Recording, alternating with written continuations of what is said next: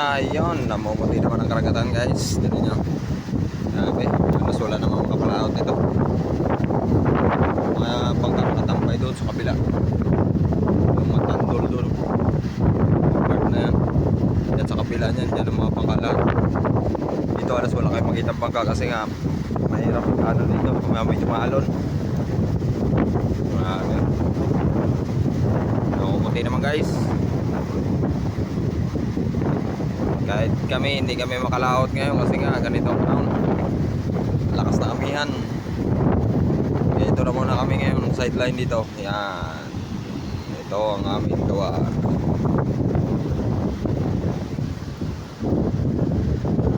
Bilad ng tuyo ng ano, mga dilis, tamban. Bilad ng isda. Yan. Yan dilis. Yan dilis guys. So. Kasi yan mga patuyo na yan. Baka mamayang hapon okay na yan. Yun yan. Wala pa rin mga bagong dating ng mga ano ngayon. Yung madilis. Siguro pa dumadating. Siguro sa ano, baka walang may nakapalaot kasi nga ganito ang panahon. Umpisa pa yan kanina umaga.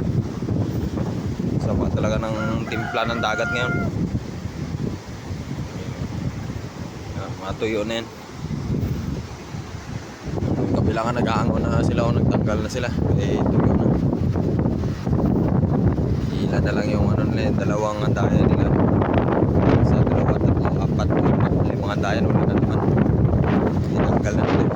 Tuyo na. Nangyari nun, ibabox na naman nila yun. Prepare para sa ano, pabiyahe na. Sabay sa kabila. Yan. Yan kumali guys. Nandyan ang tambak lahat yung mga tuyo. Mga dahil tuyo. Tapos yun yung pangalawa. Yan, di pa rin mayari yan. Tapos dito sa kabila. Ito, iba rin mayari dito. Tapos dito sa kabila, iba rin. Marami sila dito. Ano, ganito ang negosyo. Yung iba doon, mga biyak na mga ano. Biyak na mga isda.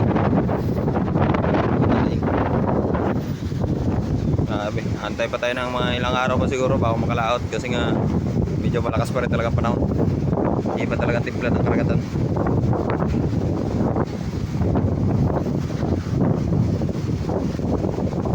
So hanggang dito na lang. Bye bye muna. See you sa next videos. Morning everyone. Dito tayo ngayon sa Nara, Palawan, no? Pero ang daming isda. Binilad. Yan, no? Ito sa Panakan, Dabayan natin ito, yung area nila.